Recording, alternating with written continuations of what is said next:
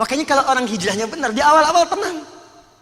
Coba lihat Pak, Abdurrahman bin Auf itu kan kayaknya itu nggak ketulungan. Kayaknya nggak terukur, kapaknya terbuat dari emas. Tapi apakah untuk hijrah itu seketika kemudian langsung punya kapak dari emas? Tidak. Anda bisa bayangkan saat mau hijrah ke Yathrib yang kelak jadi Madinah itu, kan harta hasil kerja kerasnya dirampas oleh orang Quraisy. Dirampas satu oleh preman-preman Quraisy. Ya, orang-orang yang kriminal kan rizkinya haram. Ya boleh jadi yang kau dapatkan selama ini ada yang nggak baiknya. Karena itu tidak baik, maka silahkan diambil orang yang nggak baik saja. Yang nggak baik, ngambil yang nggak baik lagi. Dirampas semuanya. Tapi apakah Abdurrahman bin Auf kemudian kecewa dengan itu? Tidak. Kalau orang sudah lapang dan di hatinya tertuliskan Allah, maka semua akan kecil dalam hidupnya. Kecuali hanya Allah yang akbar.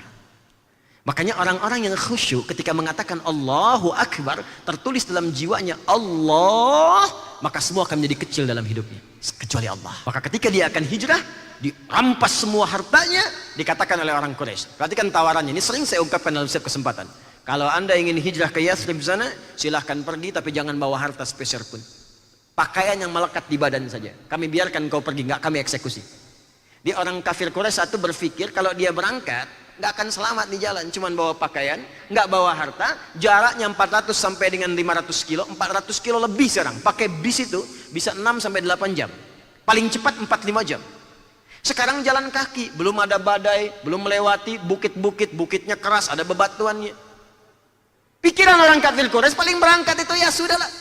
Kalau nggak meninggal di jalan selesai sampai sana. Nggak ada harta lagi. Apa yang terjadi? Silahkan ambil hartanya. Aku akan kejar hijrahnya. Jadi kalau orang sudah lapang itu Pak, Bu, tenang pikirannya. Dan ketenangan itu sangat penting, mahal tenang itu. Anda kaya tapi gelisah, kerja banyak tapi hati nggak tenang, nggak akan nikmat.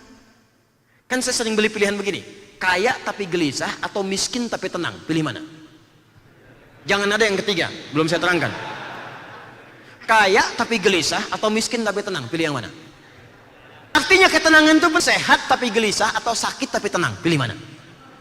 Itu saking pentingnya ketenangan, itu Anda nggak mau tinggalkan. Makanya ibadah pun didesain oleh Allah untuk menenangkan hati.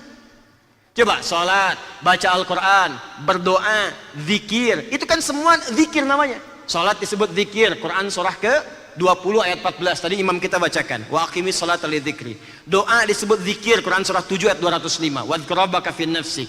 Ba'da sholat zikir, Quran surah ke-4 ayat 103. Fa idza qadaytumus sholata fadhkurullah. Anda baca Quran zikir, Quran surah 15 ayat 9.